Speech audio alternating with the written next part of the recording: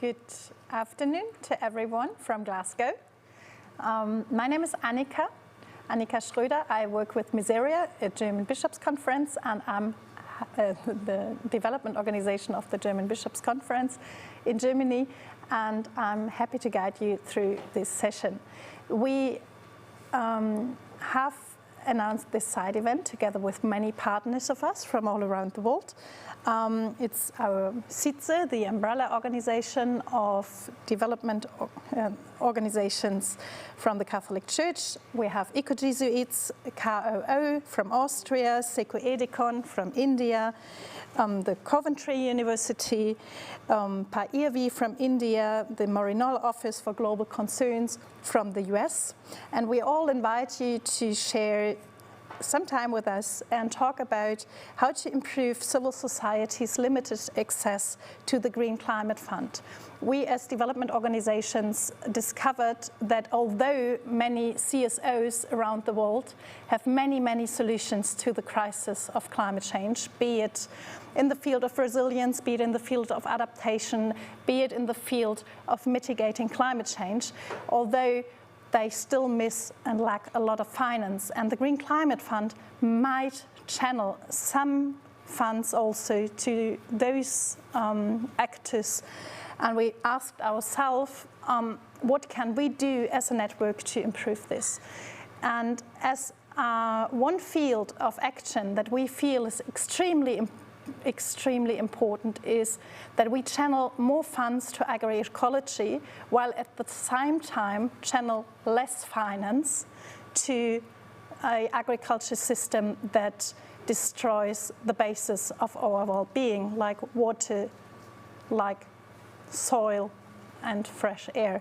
So what we are going to present today are two studies on those issues, and we are so happy to have with us two colleagues from India and from Africa who are going to talk about their experiences when it comes, why it's important that funds are going to be channeled to the civil society organizations in the South, but also what experience they have had in accessing those funds that are coming for climate finance.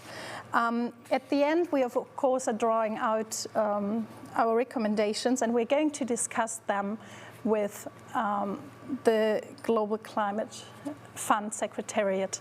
So I'm happy to present here Vibhuti Joshi from CECOEDECON, Julius Ngoma from CISONECC in Malawi, Pedro Walpole, who will join us later via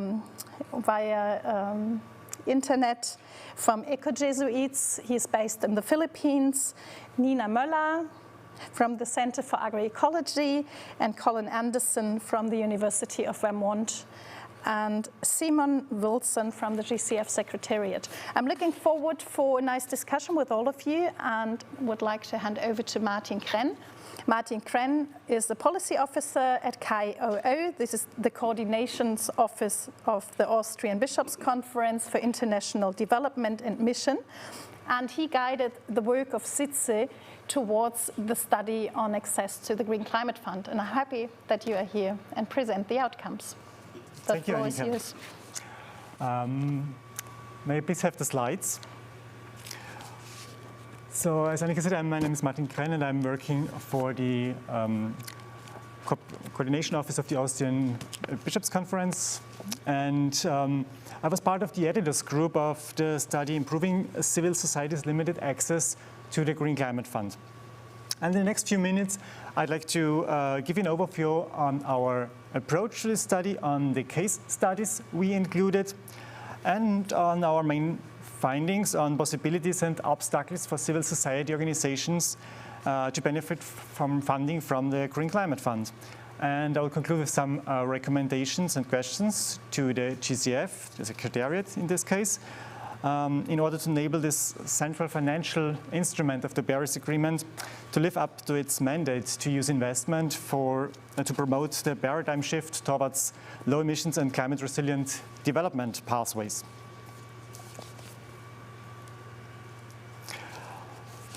CIDSE and its member organizations have long-standing partnerships with many small-scale national and local CSOs. And virtually all of them see their work affected by global warming. Many of our partners are very well positioned to expand their work on climate change, adaptation and mitigation, based on their experience in working with their communities and knowing the needs of the people in their region. Thanks to their local rootedness, they also developed the most adequate ways to deal with the adverse effects of global warming, and therefore many of them turn their eyes towards the Green Climate Fund as a main provider for resources for climate action. Recognizing this need, but also recognizing that the Green Climate Fund might not be the best option for civil society organizations to access climate finance, CIDSE decided to analyze whether and how the GCF could really be of help for effective and transformative climate action for CIDSE partners and other local CSOs. Therefore, we joined forces with Thomas Hirsch from Climate and Development Advice to showcase in this study ways how civil society organizations as well as community-based organizations could access the GCF to strengthen their adaptation and mitigation impacts.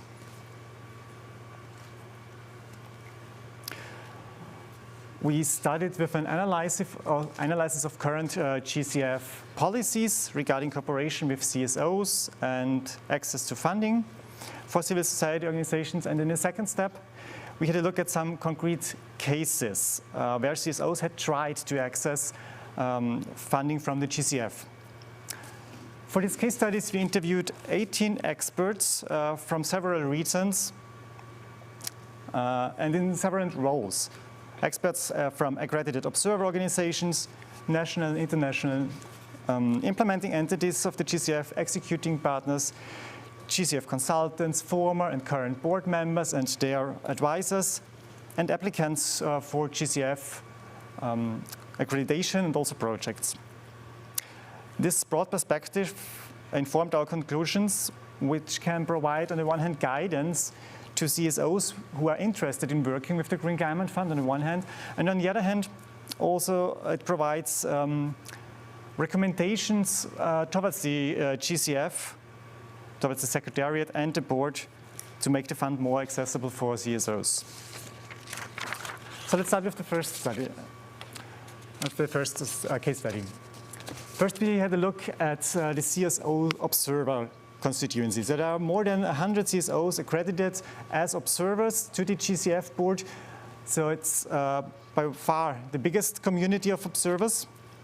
And they advocate generally for enhanced direct access, simplified approval, the missing balance between adaptation and mitigation, more grant-based projects, and higher transformative ambition of the projects. Actually, similar topics as also other progressive forces in the GCF. But we found that enhanced access for climate finance for CSOs themselves is not a priority of this group yet. Therefore, improved CSO participation in GCF country-level programming or easier accreditation and enhanced access to GCF climate finance are not currently a topic discussed within the GCF. Not in this constituency, not in the board.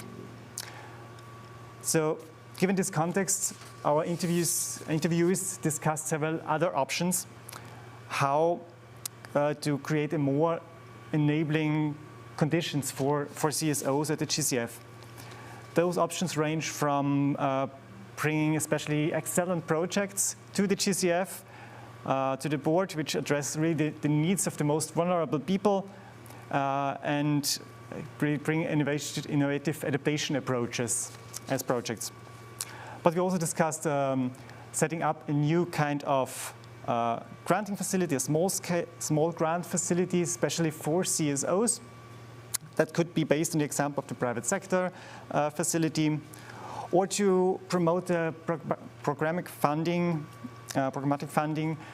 as an umbrella instrument which has CSOs and CBOs as executing entities. As the next, we had a look at the CSO participation in GCF country programming.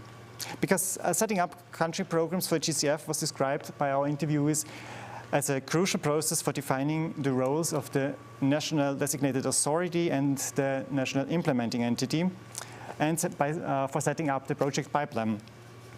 And all of our interviewees agreed on the importance of having a strong CSO participation in the development of the GCF country program.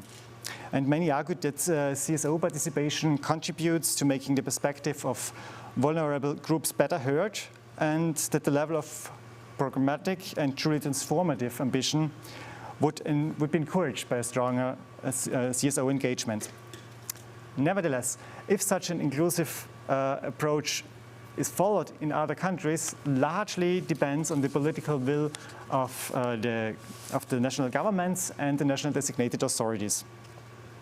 So if the GCF takes its mandate seriously, it should consistently address concerns with regards to access to country programming processes, for instance, weak national consultation processes, lack of whole of society country ownership, and lack of transformative character.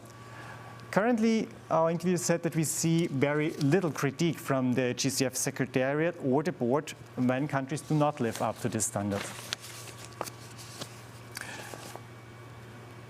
The third case study we'll just touch briefly because we have Julius here speaking after me to go into further details, but we also had a look into the CSO participation in GCF support programs, in this case in Malawi. Those support programs are another pillar of the Green Climate Fund to support processes below the actual project level. And for CSOs, being part of such processes like the National Adaptation Plan process would contribute to enhancing their knowledge of the GCF, but also their capacity to develop fit-for-purpose projects. Also, just this involvement won't be enough to reach the level required to develop full project proposals. So I will leave it here, but I think, Julius, you will tell more about it later. As a fourth case study, we looked actually at the actual CSO accreditation as implementing entities. As of now, we have just 6 CSOs accredited as implementing entities. That's a very minor part. 4% of funding goes via CSOs currently. And we had a look at 2 different cases. One was an international development organization, an NGO, which is a Canadian affiliate in the lead. And they were in the process of accreditation for 2 whole years. But then the organization decided to stop this process because it turned out to be very frustrating, very time-consuming, and they also talked about the poor guidance provided by the GCF Secretariat and very slow communication. Also, the formal accreditation requirements were quite high, as they told us, and difficult for an international organization with very different national nodes, different cultures in their national nodes, to bring them together to the level that the GCF would require. And they also mentioned that in the following dialogue with the GCF Secretariat, they said that the approach taken by the Secretariat was not felt to be really this partnership approach that the GCF claims to promote. And also the cost-benefit analysis of this organization in the accreditation process finally showed that a negative outcome, because there were so high overhead costs in the accreditation, in the project development and so on, that this would exceed the grant part of the GCF contribution for this work. So the organization concluded that the GCF would actually not consider CSOs as important implementing partners in their case. Second example is better. That was the Danish faith-based development organization who internally discussed for 2 years whether to go for accreditation or not. Then they decided to go for the accreditation, and at the time of the study, they've been in the process for 2.5 years. And they were quite optimistic that it would go ahead, but they said after 2.5 years, it will still take at least another year to finally get the accreditation. And they mentioned similar problems than the other organization with the slow response times, high eligibility criteria, much higher than with other institutions. Also, they were used to criteria and standards and guidelines by the EU, for example. But despite all those challenges with the accreditation and no current enhancements perceived by our interviewees, they all stressed that better representation of CSOs among the accredited entities and in the project portfolio would be an advantage, because CSOs could particularly address the needs of vulnerable populations in projects, and more CSO projects could improve the quality and transform the character of the GCF portfolio altogether. And as the last case study, and maybe the most promising one, we had a look at other attempts of CSOs to access green climate finance, GCF climate finance. And that was the way to not trying to become an implementing entity and the whole accreditation process, but to partner with an existing implementing entity as a so-called executing entity who carries out the project work in order to really benefit from the funding and get their own planned work done and funded by the GCF. Of course, the challenge for CSOs in this route is how to ensure that this CSOs as executing entity won't just be a service partner that only executes the projects, but are also really involved in the design of the project and bring their knowledge to the project. We had two examples here as well. The first one was of 8 Caritas organizations, country organizations, that tried to partner with a national implementing entity. And also the national implementing entity was quite positive about the project proposal and to try to put it forward to the GCF.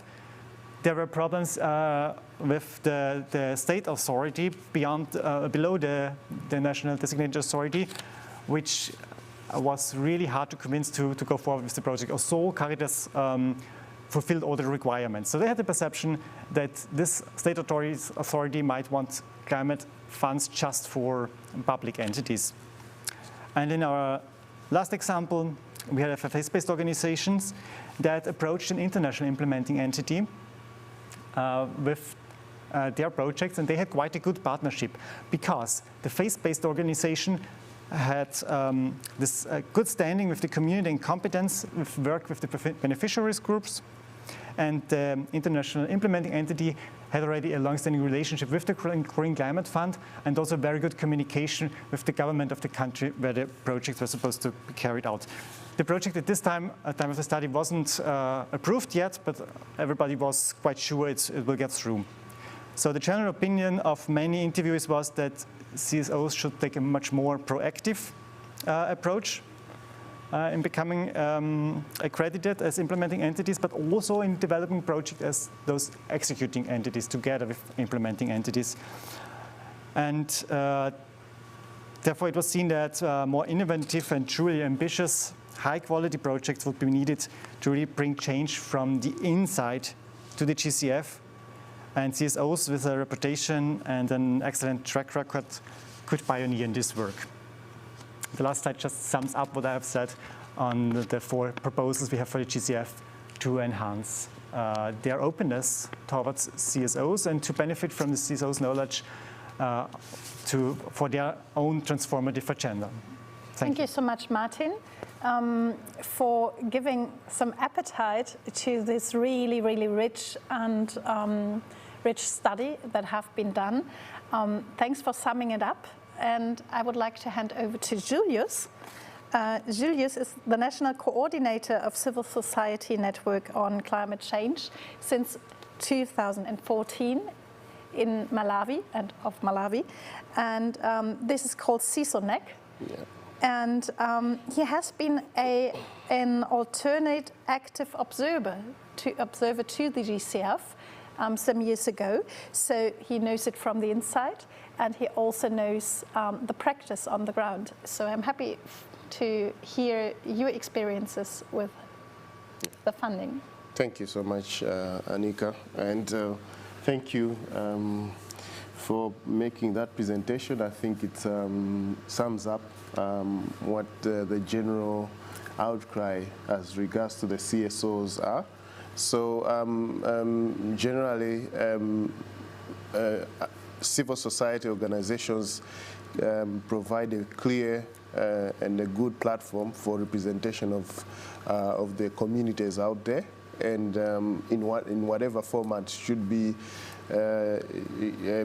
the community-based organization, whether they are national CSOs or even international NGOs. They create that platform that provides that kind of representation for the communities, but they also have a better understanding of what the communities out there needs in terms of the financing, but also their needs beyond financing, that is adaptation, but also mitigation when it comes to issues to do with climate change.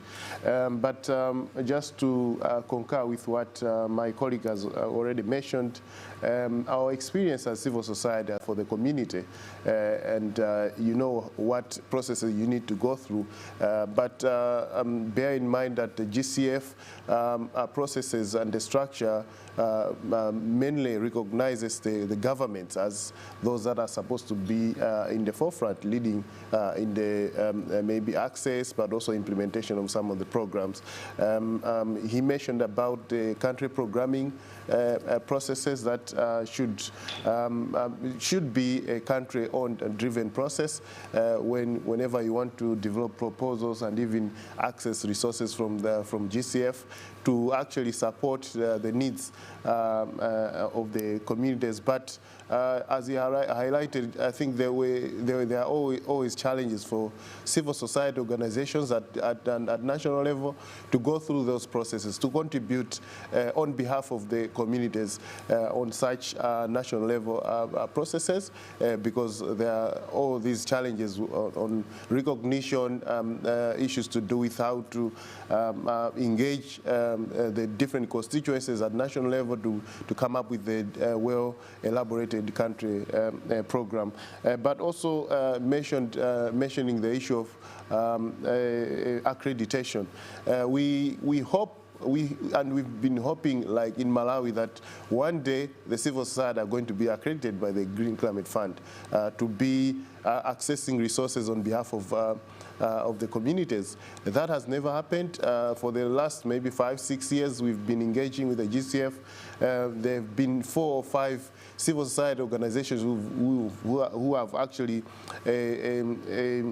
made it, a decision to be part and parcel of the accreditation process so that they can access resources. Until now, none of the civil society organizations in Malawi have been accredited by the GCF. And as just to concur with my colleague, 2 or 3 of them have dropped off along the way, meaning that we only have maybe 1 organization which is still in the process, but 5 years down the line, nothing is actually happening. So that is already something that we are actually worried about. And also, let me add the voice on the issue of the process of accessing the resources themselves.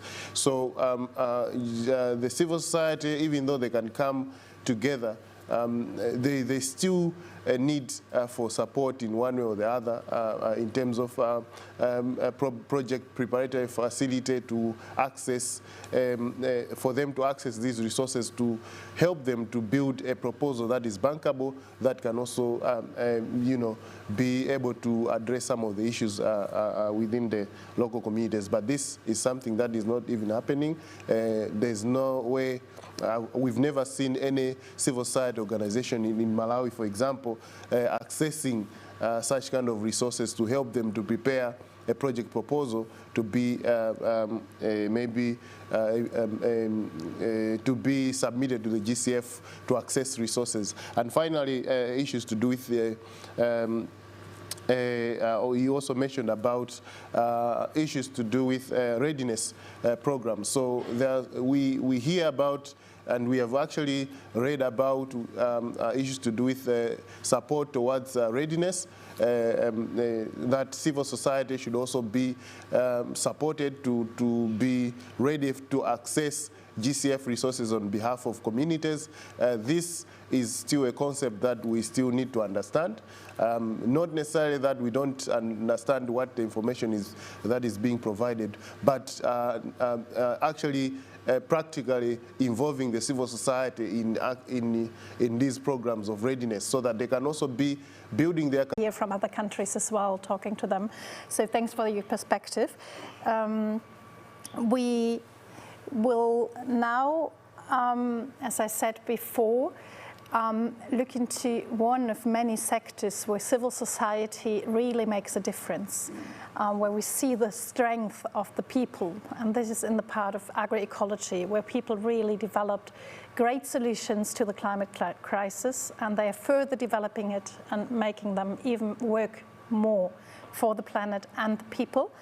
And I would like to invite Vibhuti Joshi. She works with CECOEDECON, which stands for Center for Community Economics and Development Consultant Society. They work in India, and I'm happy to say that we have an outstanding and really, really long relationship with your organization. And this is for the work that you do, and I'm happy to hear a little bit about it today. Thank you so much, Annika. It's great that we've been able to bring in some perspective on the financing mechanisms, and I'd like to add to that on how food systems and climate change are intrinsically related, and why we need financing in the area of transformation of food systems.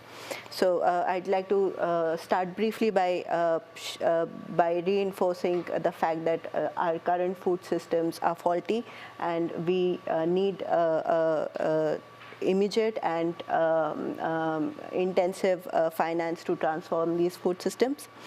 While the increasing climate risks are hampering the food systems, we also have seen that the current food systems are also a major cause of the changing climate. Today, approximately 800 billion people suffer from acute hunger, while 2 billion are food insecure. In contrast, another 2 billion are obese or overweight. Globally, a significant portion of children and women are undernourished, with most residing in rural and remote areas of Asia and sub-Saharan Africa. Meanwhile, the food production is exceeding planetary boundaries, driving climate change, biodiversity loss, and pollution due to over-application of chemical fertilizers and unsustainable changes in water and land use. The global food systems have focused on productivity and corporate profits over the past 50 years, with the proliferation of industrial and monoculture farming, which is high input, low labor, and often destined for export markets or for urban wealthy consumers. As we are observing, this is proved unsustainable, with enormous pressures on the environment and natural resources, indigenous and local food systems and livelihoods and animals, and also bringing in problems like pandemics and other diseases, and increasing the vulnerability of the poor masses to these shocks. There is enough food in this world to feed everyone, but we need to work on the crisis in the food systems, which is mainly due to the commodity-based approach to food, which is prioritizing GDP over human, animal, and environmental well-being. These environmental impacts are exacerbated by the move away from local production and consumption to a global food system. This is where agroecology comes in. Agroecology, as we have experienced practically while working with farmers, it's a critical and a very important part of the solution to this problem. It is often defined as natural or regenerative farming, or ecological agriculture at times, or even organic farming.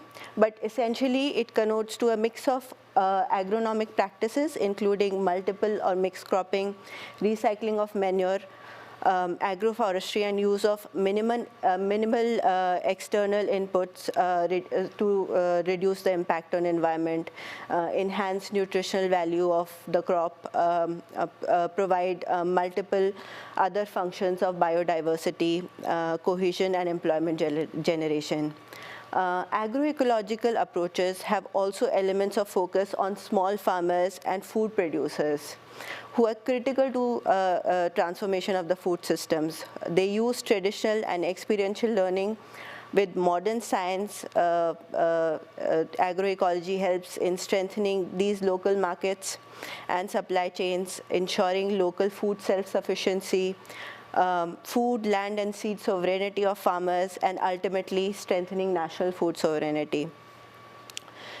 Thus, from our experiences of working with these people, it is very important to work on agroecological approaches. I would like to use a case of a woman farmer from our partner community of small and marginal farmers. CECOEDECON has been working on developing an integrated farming approach with this farmer by diversifying her farm level system.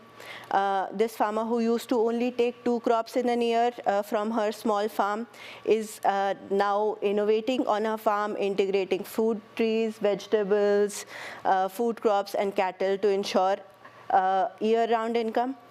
This diversity, led by contextual training support in different practices like vermicomposting, vegetable cultivation, or other organic practices, has helped in adding nutritious value to the diet of her family. And she has become an agent of change for the other people in our villages, motivating them to apply diverse practices on their farm, and has been able to motivate 5 families who during the COVID challenges saw the kind of benefits she was getting on a farm because of agroecological practices, and they've started diversifying on their field. So I think, so we need to talk more about these stories. What a great example, really concrete. What we observe in practice is that aside from the money that comes from CSOs around the globe to those projects, there's not a lot of money from the big entities going to agroecology. So we asked ourselves, is it true? Why is it? And how the situation looks like, and what can we do to change the picture. And in this line, I would like to welcome our next presenter, which is Nina Möller. Nina Möller, just present yourself briefly to not use always consume our rare time here. Thank you, Annika. Thank you. Hi, everybody. My name is Nina Möller. I work at Coventry University at the Center for Agroecology, Water and Resilience. It's good to be here. This part of the session is based on research which my colleague Colin Anderson and I conducted in collaboration with CIDSE. And the argument which we're going to make is straightforward. Humanity is facing multiple interconnected crises which result from socially and ecologically destructive modes of production and consumption. Agroecology has the potential to restore, regenerate and enhance the socio-ecological systems upon which life depends, allowing us to address these crises at their roots. Climate and development finance currently still largely support carbon-heavy food systems, and we urgently need to channel this money away from industrial agriculture and towards agroecology. And finally, the Green Climate Fund has a role to play in this rechanneling. So first, I'm going to show you some figures of a number of recent studies, including our study of the Green Climate Fund.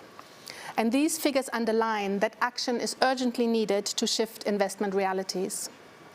And then Colin will present results of a qualitative analysis of funding modalities and explain the importance of how, and not just how much, funding is made available for maximum impact. Okay. So let's look at some finance facts and figures. Despite an increasing recognition and a plethora of international reports, organizations, and platforms, pointing to agroecology as a crucial part of the solution, we have clear evidence that actual financial support for an agroecological transition remains minimal. Since our first study on UK aid in 2018, there have been a number of other analyses focusing on development aid from European countries. And as you can see here, with the exception of Switzerland, oh, something's gone funny there, but with the exception of Switzerland, funding for an agroecological transformation remains really very small. It's the same for the Netherlands. And this picture remains similar in the case of the agricultural funding made available by the Bill and Melinda Gates Foundation, as well as the money received by and spent in Kenya on agricultural research and development. The green slice that you see denote agroecological support, a small fraction of the total money spent. So you might ask, what actually counts as supportive of agroecological transformation and what doesn't? So before looking at the data from the Green Climate Fund, let me just quickly explain that all of these analyses make use of Stephen Gleesman's 5 levels of food system change, which moves from increasing the efficiency of industrial practices, level 1, via substituting less harmful practices and redesigning the agroecosystems to building an equitable and sustainable global food system at levels 4 and 5. So these analyses consider projects that adopt efficiency-oriented approaches, such as sustainable intensification, that means projects at level 1, to represent conventional agricultural approaches. And this is because efficiency improvements are of integral concern to conventional agriculture, and they cannot be said to contribute to an agroecological transformation. Projects at level 2, however, focusing on substituting environmentally harmful inputs with ecological alternatives or ecological practices are considered an intermediary step away from industrial agriculture and towards agroecological transformation. But only projects at level 3 or above fully contribute to transformative agroecology. Okay. So this is the chart analyzing the Green Climate Fund agricultural portfolio up to and including February 2020. As you can see, over half of all agriculturally relevant investment flow into level 1 projects that are oriented towards efficiency improvements and sustainable intensification, such as, for example, precision agriculture. Over a quarter of the funding supports the wider conventional agricultural sector and other rural development objectives, for example, through improved information systems, through access roads or irrigation infrastructure. A tenth of all GCF investments in agriculture flows towards projects focused on substituting harmful inputs, and only the remaining 10% are supportive of a truly transformative agroecology. So the important message of this chart is that until recently, almost 80% of GCF agricultural investments have remained in support of conventional agriculture and sustainable intensification. And we would like to see the GCF taking a leadership role in this change towards agroecological transformation. And we welcome the inclusion of agroecology in the GCF's sector guidance, which is currently being developed. But we believe that it may need to be defined, better defined, to increase the number of truly transformative, regenerative agroecological projects that are being proposed and that are being funded. I would also like to underline that 5 out of the 8 projects at level 3, so at agroecological transformation level, aim to set up secondary funds, or so-called finance facilities, in the beneficiary countries. And these can then channel investments to smaller scale projects that are proposed by community-based organizations or micro-enterprises. And while such projects might raise questions of oversight and accountability, they are nonetheless promising avenues to channel resources to small organizations that are otherwise excluded from GCF finance flows. All of these studies underline the necessity of shifting both climate finance and aid away from supporting an agricultural sector that is geared towards large, petrochemical-dependent agribusiness and towards an agroecological transformation. However, in order to be supportive of an agroecological transition, an increase of funding would need to be backed by changes to the mode in which funding was made available to agroecology. And Colin will talk about this in a minute. In the meantime, we need to divest from industrial agriculture. We need a complete cessation of public funds in support of large agribusiness and corporate food systems. Thank you. Thanks to you. So Colin is going to add on this. Is Colin here? Because right now I see virtual presenter is not present. So if this is still true. This is the video. This is, so he's, oh, sorry. Yes, yeah, okay. I'm sorry. So can you please start it? So my name's Colin Anderson. I'm a researcher at the Agroecology and Livelihoods Collaborative at the University of Vermont. I'm also a part of a group called Agroecology Now. And in these spaces, we've been exploring broadly how we can transition or transform food systems in order to support social justice and sustainability.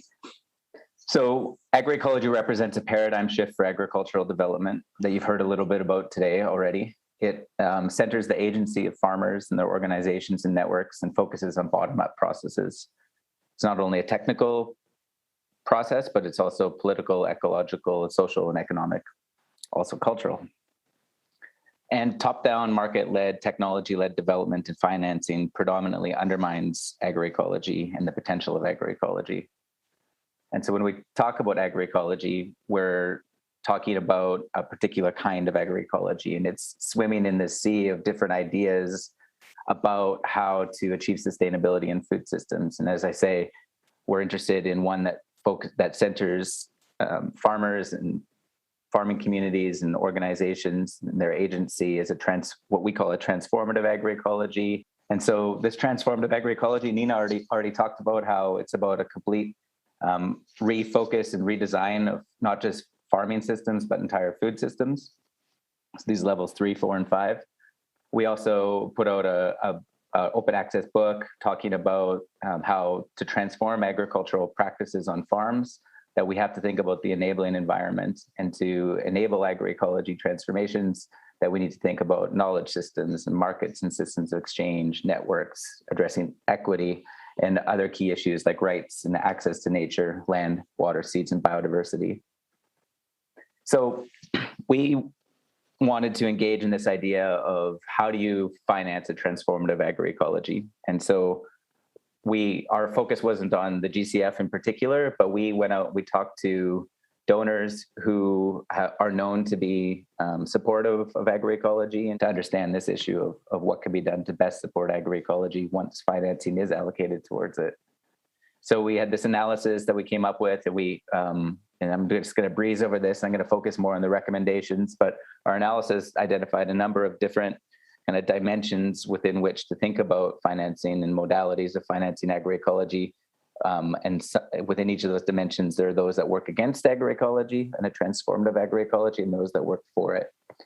And so more detail is provided in the background research for this. But I want to present this in a form of questions that we recommend and we're thinking that need to be asked by donors and for donors to again promote and to advance a transformative agroecology. So the first one is who is being funded. And so it's vital that small and mid-scale grants are available to food producers, food producer organizations, and civil society. It's also important to involve other actors, but rather as supporting casts and to accompany the processes of transition and bottom-up transitions in place, rather than being the lead, and rather the technology and institutions and researchers being the lead. We're moving towards one where farmer organizations are at the center, and that funds should enhance civil society, farmer organizations, and networks, especially focusing on women, youth, and other marginalized actors. Now the question is how funding is being delivered. So we need to enable long-term multi-phase support for agroecology transitions in territories based on a partnership and dialogue with with affected peoples, including farmer women and youth, for decision-making and governance and monitoring, evaluation, and financing.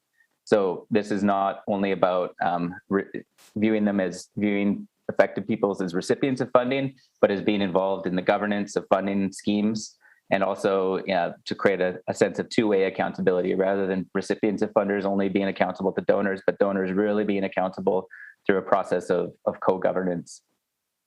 There is also, people raised the idea of having revolving funds. Nina mentioned this, the mechanisms to enable farmer organizations and networks to decide and to deliver their own funding on their own priorities has been a successful approach in different contexts. And then flexibility is really important. Transitions are iterative processes that aren't always sorted out right at the beginning of a project before it's even begun, and a part of a long ongoing process. And so the funding needs to be really flexible in its approach. The next question is, what gets funded? So agroecology should be an explicit target of funding rather than the back end of a funding portfolio. And you can use the elements, principles, and values to guide decisions. Here we have FAO's 10 elements of agroecology, and HLP's 13 principles are two possible and strong options.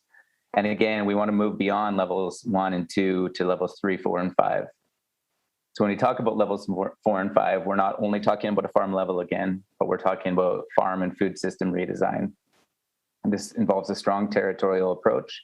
And agroecology transitions are political, social, and ecological processes in place. And donors need to be mindful of the historical context of that place. And that cookie cutter approach is taking from anywhere won't work in every place. And so we really need to focus on the agency and the priorities and abilities of people in place. So there are things like peasant to peasant, farmer to farmer learning, horizontal learning, focusing on ensuring the rights of people to land, water, and seeds, developing nested markets and solidarity economy, transforming policies and institutions. These are all important parts of agroecology transitions and funding agroecology. So we also think about how success is being monitored and evaluated. And so a lot of people talked about how short-term and rigid frameworks for monitoring and evaluation really prevent the flexibility needed to measure multidimensional long-term processes of transition, and that a participatory monitoring that is viewed within this frame of multidimensionality and long-term processes is vital. And then the fifth question is, are we paying attention to the big picture? So we need to address the power of industrial agriculture. So one of our participants in the study asked, we can't keep just funding African civil society organizations to be fighting the Goliath in our backyard. We need to do our part to clean up our backyard and erode the influences some actors are having in Africa. And so if we have some really nice funding going towards a small amount of agroecology projects in place, yet the majority of the funds, as Nina has already outlined, going to funding industrial agriculture, then we're missing the trick. We also need to center equity in this. A lot of approaches to sustainable agriculture and agroecology often as well, from when institutional agroecology fails to address the importance of focusing on issues related to gender, to class, to caste, to the different intersecting dimensions of inequality. And if we don't center those, then we're likely to exacerbate them in our programming. And then another issue that people talked about is just how professionals and donor communities often aren't sensitized to agroecology and the ways of working that underpin agroecology. And this is vital to moving agroecology forward. The last question is, how can we continuously improve? And so this is really kind of taking all of those questions and asking donors to really be reflexive, to engage with farmer organizations, farmers, and affected communities in order to focus on transforming the way and the modalities of financing. So 6 guiding questions to enable agroecology for people, climate, and nature. Who is being funded? How the funding is being delivered? What is being funded? How is success being monitored and evaluated? Are we paying attention to the big picture? And how can we continuously improve? And so this, again, feel free to reach out, check out this website for some of the links. We have a forthcoming second publication on this with ActionAid that'll be out in the next few weeks. So stay tuned, and thanks very much for your time. Thank you so much, Colin. Not sure if you're here. that I'm thanking you. I'm not probably via YouTube. So pretty much delighted to have you with us virtually.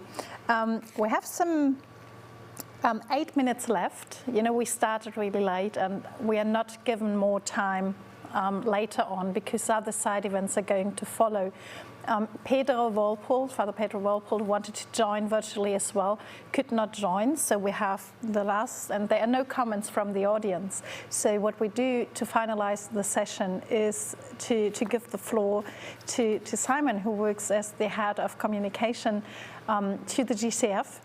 And we're really delighted to have you here, and we hope that you got inspired by those stories and collected some information. However, what would be interesting for us now is to get some feedback on the report of CSONECC to the GCF, and then I have another question later on. Thank you. Well, first of all, thanks for the invitation. It's really appreciated. Engaging with CSOs is really essential for GCF. We can't do our job without the engagement of CSOs, particularly CSOs working in developing countries, working closely with vulnerable groups. Policies like our gender equality policies, our indigenous peoples policies, we can't execute those without the engagement and support of CSOs. So first of all, I mean, I know we're pressed for time, but it's much more important that GCF's able to listen and hear those voices, and we'll echo those back again. Just to come, first of all, thank you, Martin, for the report, and Thomas, of course, for authoring that. When it came out in June, you know, that was widely read in the Secretariat, I'll tell you, and it's very interesting. Very quick comments on the issues around access accreditation. First of all, I hear what you're saying about that, and also, of course, Julius's experiences in Malawi. Very important to hear actual experiences from CSOs on the ground. Whilst GCF does prioritize what we call direct access, working with national and regional organizations, of course, that's not the same as CSOs. CSOs are part of that group, but we do not have to say honestly, we do not have a specific target from the board to increase the percentage share of CSO accredited entities we're working with. However, there are opportunities for us to do so. I do recognize that we need to do more there. There are challenges, definitely, in terms of accreditation. Part of that, I think we have to recognize, it's not just bureaucracy. I mean, part of this is about environmental and social safeguards and standards there. And CSOs who are observers to the board, as Martin pointed out, have been very strong voices in ensuring that GCF does take that process very seriously, takes its policy seriously, and makes sure that the partners we work with are able to meet those standards. And for many organizations, that actually, it's not just a paper-filling exercise, it involves actually transforming their organizations so that they can actually embody those standards. But practically speaking, what can we do to improve things? Well, one option, is, of course, is an approach called project-specific assessment approach. So rather than having, you know, a two-stage process where you get accredited to GCF, then you come back and bring us a project, we pull those into one. So if you've got a great idea as a CSO, you come to us and we say, let's deal with the issue of accrediting you and the value of your project at the same time. That could be a shortcut. It has been widely discussed, but as Martin knows and others, and Julius and others know, that's something which the board is still considering. So if that moved ahead, that could be quite transformational. We're already working with over 100 accredited entities, but that would enable, you know, thousands of organizations to come directly to us with an idea for transformative change in developing countries which we could work with. In terms of simplified access to resources, well, we do have what we call the simplified approval process. Again, that needs review and needs to be strengthened, and we would recognize that. The board's considering that. Our last board meeting had a very interesting and lengthy debate around how to improve and streamline that process so it really is simpler. This is a process for giving access, particularly for small-scale grants, $10 million and below, the kind of level of grant-based funding which would be very applicable for CSOs. So measures to streamline that process, I think, would have a big impact on CSOs, and I would think would be very helpful. We're still getting there. We have to get there. In terms of the country-level recommendation from Martin, I mean, I think you're right. We have to recognize GCF is based on country ownership, this principle. So we want to deliver funding that matches the needs of developing countries. However, if you want to also promote what CSOs' engagement is at national level, how far can we push developing countries to open those doors to CSOs? We try and do so whilst at the same time respecting that principle of country ownership. There is funding we can provide, particularly through our readiness program, where we have a number of grants. I had some examples which I won't go through, but there are some examples where we've actually encouraged in our readiness program a specific log frame around support for CSOs, and we are growing that area. There are are grants going to CSOs at national level, but I would acknowledge that, yes, working at the national level, it does involve respecting this principle of country ownership, encouraging countries to open up to CSOs. We don't want to be in a position where we're dictating to countries how they should spend their money. And that can apply, the next point around the other route which you mentioned, Martin, was around being an executing entity. So when we get a project approved, that can then be executed by other organizations. That could be very effective for CBOs and CSOs working at national level. Again, though, we need to see how we can strengthen the measures there. That is new to us, frankly, of course, because a lot of our projects are very new, so we're getting experience and seeing how that's working and what the challenges are there. But I do think there's potential there to do that and to work on that. Just to welcome again the report there and to say that it is significant. We recognize there's more to do. I do think you made a very important point at the beginning when you said that these are issues which are not necessarily, although we have very strong engagement with CSOs in our board and observers, these issues around access to funding are not necessarily at the top of the agenda. That perhaps is a bigger conversation, but I think maybe that's because the CSO observers, we tend to be focused, as well as the Secretariat is, on what's on the board's agenda at any point, what's happening, and the board considers these issues. And sometimes there's a danger you can lose sight of those bigger questions around access to funding. So I do welcome this report for doing so. If I have time, just very quickly to respond, because I really wanted to welcome Vibhuti and Nina's contributions as well on agroecology. I am not an agroecology specialist. I've taken lots of notes. Our specialists back in Songdo in Korea, however, are experts. I just wanted to say that it's very timely, the work that you're doing here. We have just brought out the first draft of these sectoral guidelines, and I recognize that you've given very useful feedback, welcoming some of the focus on agroecology, but essentially saying that we're not being transformative enough. We need to do more. There will be a second draft, so this is very timely to have this feedback now, and I can assure you that we will be taking this into account. We want to be transformative. We do not have enough money. GCF's got $10 billion in its portfolio to date, but we do not have enough money to meet the needs of developing countries. So where we do provide funding, it needs to be transformative. Otherwise, we're not going to be effective. So help that we can get feedback to make those projects, those agroecology projects, more transformative, to move up that level from 1 to 5 would be very useful for us. We want to be, as effective as we can in the funding that we use. So thank you so much for your input. Thanks for your comments, Simon. I hope this is a starting point of strategizing together how to get more support for agroecology from the GCF and from other funds. Thanks for your attention. Thanks for joining virtually. Thanks to all the presenters for their efforts and time and for the great presentations.